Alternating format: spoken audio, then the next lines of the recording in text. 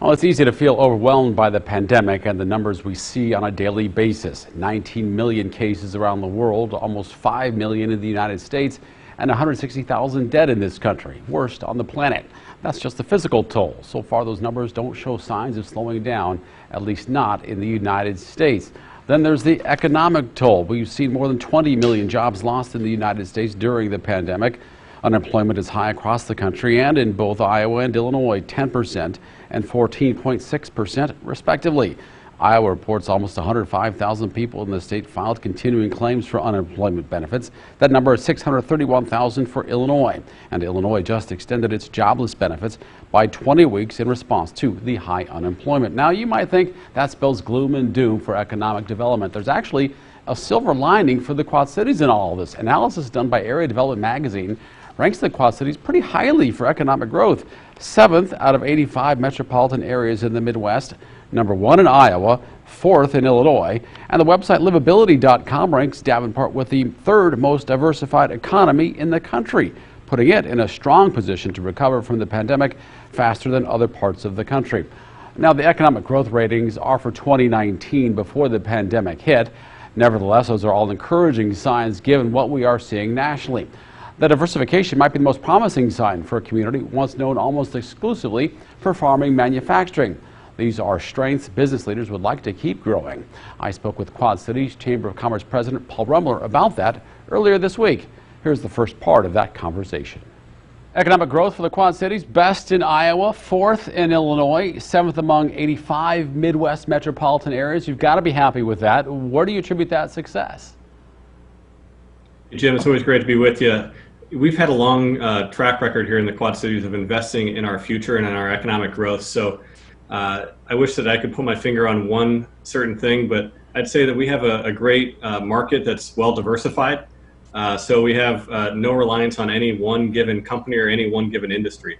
So we've been seeing some slow and steady growth over the last decade, and it's putting us ahead of our competition. Now, without identifying one business or industry, can you point to a couple, let's say businesses or industries specifically, that you think are the primary contributors to that improvement? Yeah, I'd say that our manufacturing sector is very strong and has been strong over the course of many decades. Over the last 5 years in particular, we've seen them invest in new technologies to make sure that they're relevant for the industry 4.0 that's happening across the world. And so we believe that our manufacturers and manufacturing supply base is well positioned. You also have the John Deeres that have, over the course of that decade, been strong. The Arsenal remains in a good position. But you also have some other industries, like our engineering and professional service firms. IMEG, for example, is one of the fastest growing companies in the country that's headquartered here in Rock Island. So there's a good diversity of companies. We know John Deere, obviously the mainstay. This was certainly once a big, heavy manufacturing hub machinery-wise. There is the big push for clean energy these days. Production of electric vehicles expanding. Tesla focused on Texas for a new factory. The EV startup Rivian, if people are paying close attention, has a factory in Normal, Illinois. How much does the Quad Cities try to compete for these businesses? Yeah, we are competing for any opportunity that's out there.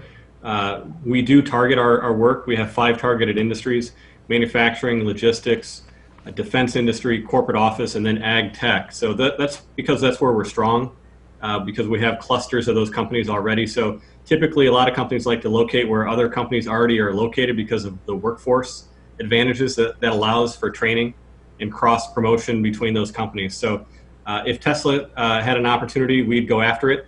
But we know that sometimes they like to locate where they're maybe have extremely low utility costs, or they have a ripe and ready workforce that is low labor. Well, we want to make sure that we're not trying to race to the bottom. We have a great work ethic here in the Quad Cities, and our Midwestern work ethic is something that we sell on a regular basis.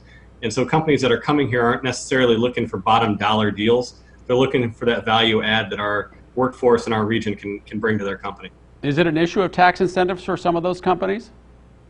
For many companies, they will base their entire location off of tax incentives. And that's not typically who we see come to the Quad Cities.